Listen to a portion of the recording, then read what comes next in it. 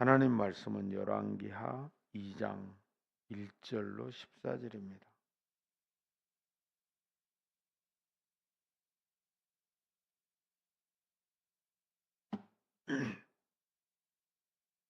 열왕기하 2장 1절로 14절 말씀 같이 읽겠습니다. 여호와께서 회오리 바람으로 엘리야를 하늘로 올리고자 하실 때 엘리야가 엘리사와 더불어 길갈에서 나가더니 엘리야가 엘리사에게 이르되 청하건대 너는 여기 머물라 여호와께서 나를 베델로 보내시느니라 하니 엘리사가 이르되 여호와께서 살아계심과 당신의 영혼에 살아있음을 두고 맹세하노니 내가 당신을 떠나지 아니하겠나이다 하는지라.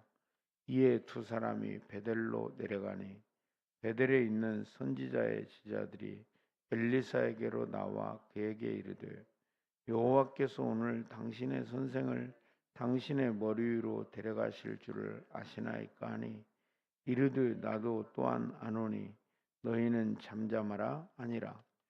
엘리야가 그에게 이르되 엘리사야 청하건대 너는 여기 머물라 여호와께서 나를 여리고로 보내시느니라. 엘리사가 이르되 여호와께서 살아계심과 당신의 영혼이 살아있음을 두고 맹세하노니 내가 당신을 떠나지 아니하겠나이다 하니라.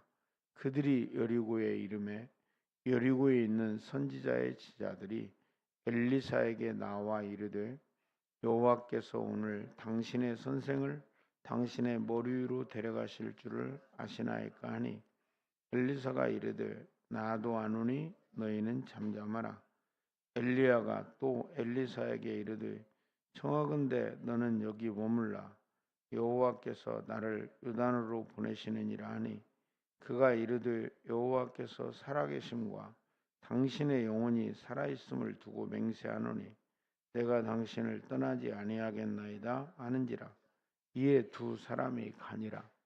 선지자의 제자 50명이 가서 멀리 서서 바라보매 그 두 사람이 요단가에 서 있더니 엘리야가 겉옷을 가지고 말아 물을 치매 물이 이리저리 갈라지고 두 사람이 마른 땅 위로 건너매 엘리야가 엘리사에게 이르되 나를 내게서 데려감을 당하기 전에 내가 내게 어떻게 할지를 구하라. 엘리사가 이르되 당신의 성령이 하시는 역사가 갑절이나 내게 있게 하소서 하는지라. 이에 내가 어려운 일을 구하는도다. 그러나 나를 내게서 데려가시는 것을 내가 보면 그 일이 내게 이루어지려니와 그렇지 아니하면 이루어지지 아니하리라 하고 두 사람이 길을 가며 말하더니 불수레와 불말들이 두 사람을 갈라놓고 엘리야가 회오리 바람으로 하늘로 올라가더라. 엘리사가 보고 소리 지르되 내 아버지여 내 아버지여 이스라엘의 병거와 그 마병이여 하더니 다시 보이지 아니하는지라. 이에 엘리사가 자기 옷을 잡아 둘로 찢고 엘리야의 몸에서 떨어진 겉옷을 주워 가지고 돌아와 요단 언덕에 서서 엘리야의 몸에서 떨어진 그 겉옷을 가지고 물을 치며 이르되 엘리야의 하나님 여호와는 어디 계시나이까 하고 그도 물을 치매 물이 이리저리 갈라지고 엘리사가 건너니라. 아멘. 오늘 이 말씀은 우리가 읽어본 바 같이 엘리야의 시대가 이제 엘리사의 시대로 전환되어지는 그런 시점을 우리에게 보여줍니다. 당대 최고의 선지자였고 이스라엘 민족의 가장 존경하고 소중히 여기고 능력 있게 역사를 행했던 선지자는 엘리야 선지자입니다. 그런데 이 엘리야 선지자가 하나님의 부르심을 받고 이제는 하나님께 돌아가야 될 그런 시점이 되었을 때 그에게는 여러 명의 선지학교의 제자들이 있었지만 그 중에 독보적인 한 사람이 있었는데 그 사람이 바로 엘리사입니다. 엘리야는 이제 하나님께서 자기를 하늘로 불러 올리셔서 죽음을 보지 않고 이 세상을 떠날 것이라는 걸 알았고, 뿐만 아니라 엘리사도, 그리고 함께 훈련받던 선지 학교의 생도들도 다 알았던 일입니다.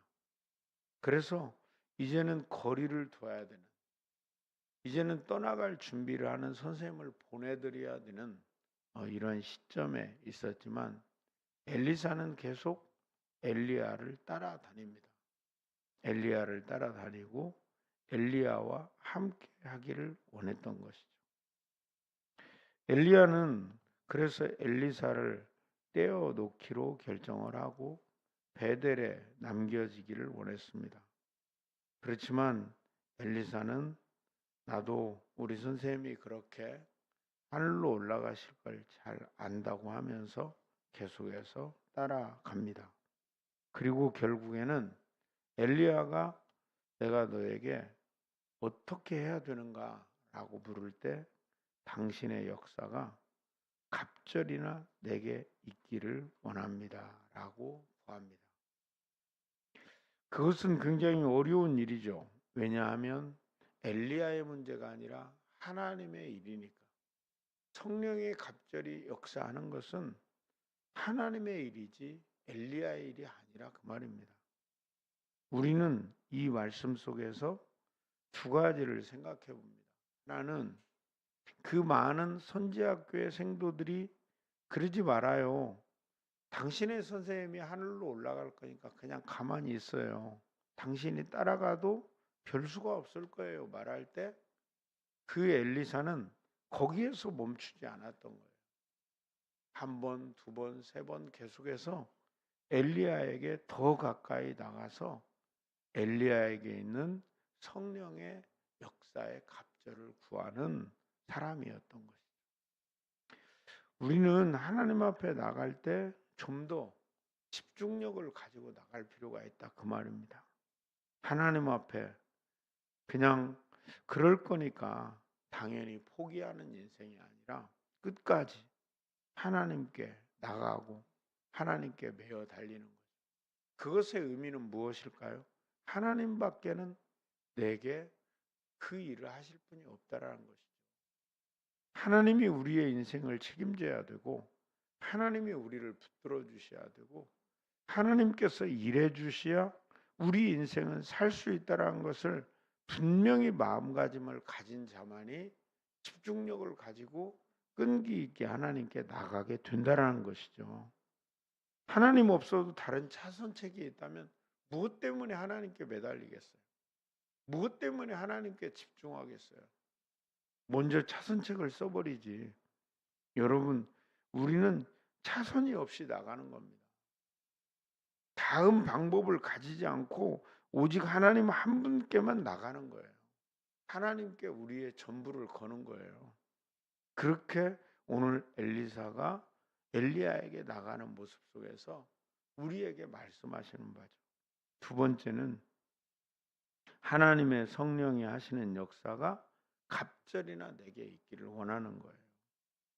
우리는 우리 곁에 있는 사람들과 더불어서 우리와 함께하는 사람들에게서 좋은 것들이 우리에게 흘러 들어오기를 기대해야 됩니다. 우리는 같이 성도로 살아가지만 그들이 가진 좋은 것을 볼 수 있는 눈을 가져야 됩니다.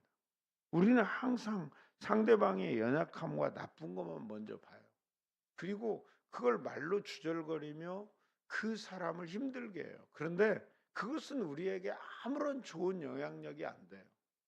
상대방에게 무슨 좋은 것이 있는가? 그가 성령에 충만한 사람인가? 하나님의 은사가 있는 사람인가? 하나님이 주신 좋은 재능이 있는가? 우리는 그걸 봐야 되죠. 왜냐하면 그분이 가진 것을 내가 가질 수 있다는 거예요. 어떻게? 오늘 엘리사가 하는 방식으로 성령이 하시는 역사가 갑절이나 내게 있게 하소서. 그것은 분명히 엘리야의 것인 것이 분명한데요. 엘리야에게 주신 그분이 하나님이거든요. 그래서 우리가 그것을 구하면 그분이 가진 것을 하나님이 우리에게도 주신다니까요. 이게 우리가 살아가는 공동체 안에서의 삶의 방식입니다. 그래서 우리는 서로에게 좋은 것을 볼 수 있어야 돼요. 저 사람에게 무슨 좋은 것이 있지? 장로님에게, 권사님에게, 집사님에게 뭐가 좋은 게 있지? 목사님에게 좋은 것이 뭐가 있지? 그 좋은 것 나도 갖고 싶다. 하나님, 나도 그것을 갖고 하나님을 섬기고 싶습니다.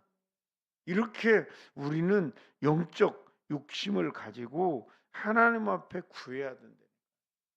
그럴 때 하나님이 어떻게 하셨어요? 그거 주신 거예요. 엘리야가 엘리사에게 말하죠. 그러냐? 내가 하나님께서 나를 데려가시는 것을 네가 보면 그 일이 내게서 이루어질 것이다. 여러분, 이 말이 무슨 말인 것 같아요? 나를 너에게서 데려가는 것을 보면 하나님께 집중하고 있으라 그 말. 여러분, 하나님이 언제 데려갈지 어떻게 알아요? 하나님은 언제나 시간을 정해놓는 법이 없잖아요. 그러니까 하나님께 계속 집중하고 있어야 되는 거예요. 이 일은. 네. 하나님께 계속해서 집중하고 있어야만이 하나님의 시간에 맞춰서 엘리야 선생님을 데려갈 것이고 그것을 볼 수 있다면 너에게 그것이 이루어질 거라는 거예요. 여러분, 우리는 나에게 있는 아니면 상대방에게 있는 좋은 것을 내가 얻기를 구하지만 그것을 주시는 주권자는 하나님이시라고요. 그래서 하나님께 집중하고 있어야 된다. 정말 하나님은 놀랍게도 11절에 보니까 두 사람이 길을 가며 말하다가 불수레와 불말들이 두 사람을 갈라놓고 엘리야가 회오리 바람으로 하늘로 올라가게 된 거예요. 예. 어느 시점인가 몰랐죠. 집에 앉아서 음식을 먹을 때인지 아니면 함께 잠자리에 들 때이든지 아니면 스승이 제자들을 가르칠 때 언제인지 몰랐어요. 그런데 길을 가다가 이 일이 이루어진 거예요. 여러분, 끊임없이 하나님께 우리는 영적 안테나를 세우고 하나님께 집중해야 돼요. 엘리사가 보고 소리 지르되 내 아버지여 내 아버지여 이스라엘의 병거와 그 마병이여 하더니 다시 보이지 아니하는지라. 이에 엘리사가 자기 옷을 잡아 둘러쥐고. 기가 막힌 일이라 이 말이에요. 옷을 찢었다라는 것은 자기 한계에 딱 부딪힌 거예요. 이거 어떻게 해야 되지? 이런 상황이죠. 그런데 엘리야의 몸에서 떨어진 겉옷을 주워 가지고 돌아와서 요단 언덕에서 요단강에 섰다 그 말이죠. 엘리야의 몸에서 떨어진 그 겉옷을 가지고 물을 치며 이르되 엘리야의 하나님 여호와는 어디 계십니까 하고 그도 물을 치매 물이 이리저리 갈라지고 엘리사가 건너니라. 네. 이게 딱 14절 전반부까지는 그도 답답한 상황이었어요. 나는 엘리야 선생님의 성령의 하시는 역사가 갑절이나 내게 있기를 원했는데 이제 엘리야 선생님은 가버리고 나만 남았습니다. 이제 뭐 주시라고 했던 것은 어떻게 된 겁니까? 라고 생각을 했는데 그 현장을 보았던 엘리사에게 이미 하나님의 성령의 역사가 남겨진 것이죠. 그래서 선생님이 그랬던 것처럼 요단을 갈라는 믿음의 사람으로 서게 되고 그 사역을 이제 맛받아서 잘 감당하게 되어가는 엘리사가 된 것이죠.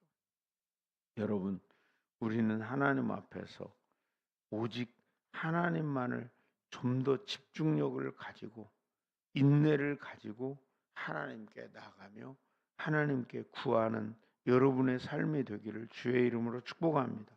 그리고 이 공동체 안에서 서로에게 좋은 것을 발견하고 그 좋은 것이 나에게도 부어져서 하나님의 쓰심에 합당한 사람이 되기를 구하십시오. 그리고 또 한 가지는 우리의 영적 감각이 항상 하나님께로 향하고 있어서 하나님께서 우리에게 어떻게 일하시는지를 매일매일 경험해 가고 그것을 간증할 수 있는 여러분의 삶이 되기를 주의 이름으로 축복합니다. 하나님 아버지 감사합니다. 주의 은혜가 오늘 엘리사에게 부어지는 과정을 우리가 보면서 우리도 하나님께 집중력을 가지고 인내를 가지고 하나님께 나아가는 성도들이 되게 하여 주옵소서. 거룩하신 아버지, 우리에게도 성령의 갑절의 역사가 있게 하여 주시고 성령의 충만한 사람이 되게 하옵소서. 서로에게 좋은 것을 볼 수 있는 눈을 주시고 그 좋은 것을 나도 얻기를 구하며 하나님 앞에 영적 감각이 항상 열려 있는 믿음의 사람으로 살게 하여 주옵소서. 예수님의 이름으로 기도합니다. 아멘. 함께 기도하겠습니다. 우리가 기도할 때 말씀 가운데 주신 것처럼 세 가지를 우리가 기도하겠습니다. 첫 번째는 하나님 앞에 집중력을 가지고 인내로 나가도록. 두 번째는 서로에게 있는 좋은 것들을 우리가 구하고 하나님이 주심을 경험하도록. 세 번째는 항상 하나님께 영적으로 감각되어져서 예민하게 그리고 하나님과 교제가 깊어지는 삶이 되도록 함께 기도합시다.